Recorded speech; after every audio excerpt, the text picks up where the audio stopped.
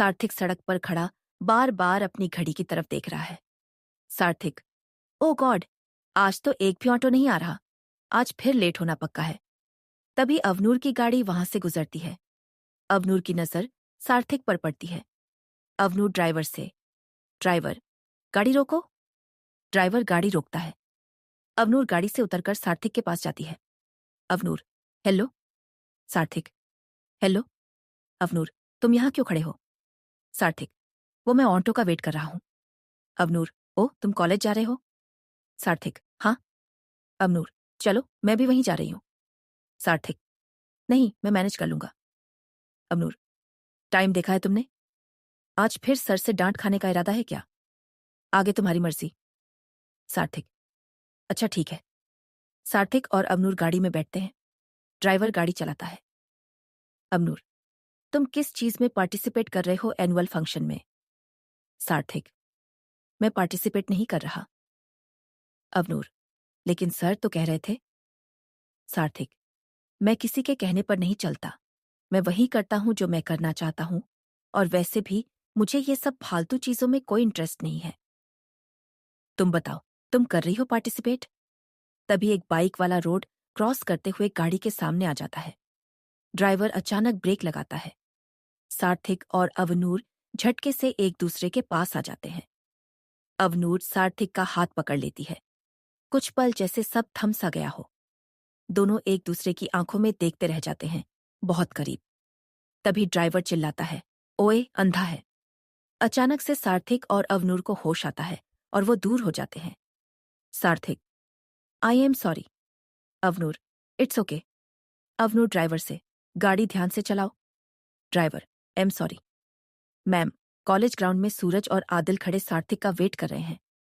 सूरज, बस 5 मिनट और। अगर 5 मिनट में सार्थक नहीं आया तो मैं तो क्लास में जा रहा हूं। आदिल इधर उधर टहलते हुए सार्थक को फोन लगाने की कोशिश कर रहा है। आदिल, सार्थक भाई फोन भी नहीं उठा रहे। तभी आरव अपने दोस्त वरुण और साहिल के साथ आता है और गलती से आदिल से टकरा जाता है। आदिल, आई एम सॉरी। आरव, दिखाई नहीं देता तुम्हें? अंधे हो? पता नहीं कैसे कैसे घमार लोगों को एडमिशन दे दिया है कॉलेज में। आदिल, मैंने सॉरी बोला ना। आरव, तो सॉरी बोलकर एहसान किया क्या? तुम्हारी गलती थी। आदिल, तुम भी तो देखकर चल सकते थे ना। सूरज, छोड़ो आदिल, इससे झगड़कर कोई फायदा नहीं। आरव, तुम्हारी इतनी हिम्मत मुझसे जुबान लड़ाने की? तुम जानते हो मैं कौन हूं। आदिल, हरकतों से तो पागलखाने से भागे पागल लग रहे हो। आरव, तुम्हारी इतनी हिम्मत। आरव आदिल को मारने के लिए हाथ उठाता है। तभी सार्थक पीछे से आकर आरव का हाथ पकड़ लेता है। सार्थक गुस्से में उसकी आंखों में देखता है। अवनूर भी सार्थक के पास खड़ी है। आरव हाथ छुड़ाने की कोशिश करता है, लेकिन सार्थक ने कसकर पकड़ा हुआ है। सार्थक, आज तक तेरी सारी हरकतें चुपचाप बर्दाश्त की है मैंने, क्योंकि तब बात सिर्फ मेरी थी। अब बात मेरे भाई की है। अगर दोबारा इसे हाथ लगाने की कोशिश की तो मां काली की कसम, तेरे हाथ को तेरे शरीर से अलग कर दूंगा। अवनूर, सार्थक, छोड़ दो उसे। सार्थक झटक कर आरव का हाथ छोड़ देता है। सार्थक, चलो आदिल। आदिल, सूरज और सार्थक वहां से चले जाते हैं। सिंघानिया निवास में अभिराज सिंघानिया हॉल में डॉक्यूमेंट्स चेक कर रहा है। संध्या चाय लेकर आती है। संध्या, आपकी चाय। अभिराज, रख दो। संध्या चाय रखकर चली जाती है। तभी इंस्पेक्टर राणा आता है। अभिराज, आओ इंस्पेक्टर, कैसे आना हुआ? राणा, आपके लिए बुरी खबर है। क्राइम किंग फिर से पुलिस के हाथ नहीं लगा। अभिराज, ऐसा कैसे हो सकता है? राणा, ऐसा हर बार होता है। मैंने पहले भी कहा था, उसे पकड़ना इतना आसान नहीं है। मैंने आपको कहा था, सिर्फ शिवांश को छुड़ाने पर फोकस करिए। किंग से दुश्मनी मत लीजिए। आप सोच भी नहीं सकते वो अपने दुश्मनों के साथ क्या करता है। अभिराज, तुम मुझे डराने की कोशिश कर रहे हो? राणा, मैं आपको अलर्ट करने आया हूं। अपना और अपने परिवार का ध्यान रखिए, और शिवांश को कुछ दिन घर से बाहर मत जाने देना। घर की सिक्योरिटी भी टाइट कर लीजिए। शिवांश थोड़ी दूर खड़ा उनकी बात सुन रहा है।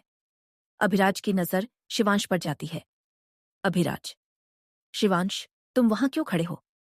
शिवांश पास आकर बैठता है। शिवांश, डैड, अब क्या होगा? वो बहुत खतरनाक है, वो कुछ भी कर सकता है। वो हम सबको मार देगा। अभिराज, ऐसा कुछ नहीं होगा। लगता है तुम अभी भी सदमे से बाहर नहीं आए हो। जाओ, अंदर जाकर रेस्ट करो। शिवांश अंदर चला जाता है।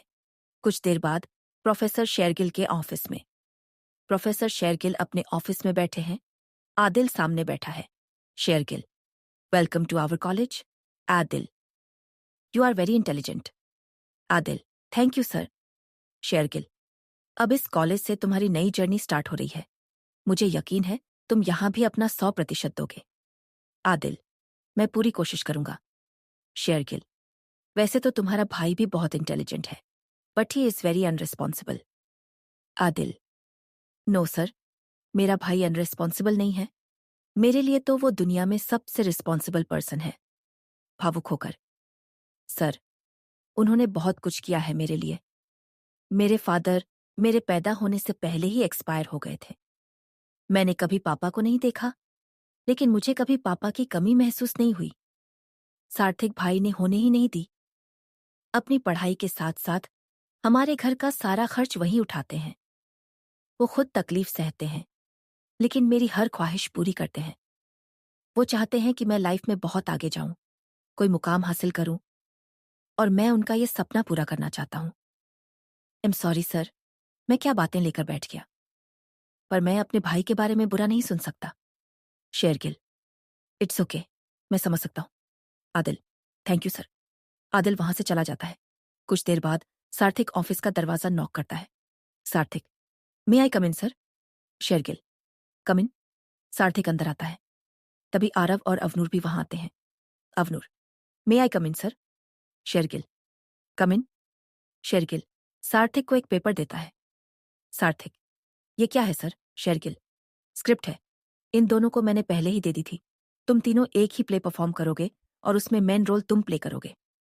आरव, लेकिन वो तो मैं करने वाला था ना। शेरगिल, नहीं, तुम इसके बेस्ट फ्रेंड का रोल प्ले करोगे। आरव, मैं और इसका बेस्ट फ्रेंड? आरव और सार्थक एक साथ? कभी नहीं। शेरगिल, बस मुझे कुछ नहीं सुनना, जाकर रिहर्सल शुरू करो।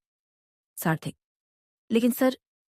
शेरगिल, मैंने बोला ना, मुझे कुछ नहीं सुनना। अब जाओ, फंक्शन तक इस बारे में कोई डिस्कशन नहीं होगी। रिहर्सल रूम में सार्थक स्क्रिप्ट देखते हुए, मैं हीरो और एक हीरोइन, इंडियन आर्मी को रिप्रेजेंट करना है। क्या बकवास है। मुझे कोई रिहर्सल नहीं करनी, तुम्हें करनी है तो करो। अवनूर, देखो, ये कॉलेज में मेरा पहला फंक्शन है, और अगर ये प्ले अच्छे से नहीं हुआ तो मेरी बहुत इंसल्ट हो जाएगी। और मेरे पापा इस फंक्शन में चीफ गेस्ट बनकर आ रहे हैं। सब कहेंगे कि एमएलए की बेटी होकर एक छोटा सा रोल प्ले नहीं कर पाई। सार्थक, देखो, ना तो मैं किसी पॉलिटिशियन का बेटा हूं, ना किसी बहुत बड़े बिजनेसमैन का। मैं एक आम मिडिल क्लास फैमिली से हूं, तो मेरी इमेज को कोई फर्क नहीं पड़ेगा। और तुम्हारे अमीर पिताओं की इमेज तुम्हारी प्रॉब्लम है। मैं तो जा रहा हूं। सार्थक जाने के लिए कदम बढ़ाता है। तभी अवनूर उसका हाथ पकड़ लेती है। अवनूर, रुको। सार्थक मुड़कर अवनूर को देखता है। अवनूर नर्वस होकर हाथ छोड़ती है। अवनूर, सॉरी। आरव, देख सार्थक, ज्यादा हवा में उड़ने की जरूरत नहीं है। मैं अभी सर से जाकर बताता हूं। सार्थक, तुमने सुना नहीं, सर ने क्या कहा? उन्हें फंक्शन तक इस बारे में कोई डिस्कशन नहीं चाहिए। अवनूर, प्लीज कर लो ना। तुम इतने खुदगर्ज कैसे हो सकते हो? प्लीज। आगे की कहानी जानने के लिए देखते रहिए छलावा, एक प्रेम कथा, सिर्फ मेरे YouTube चैनल पर। वीडियो को लाइक और चैनल को सब्सक्राइब करना ना भूलें।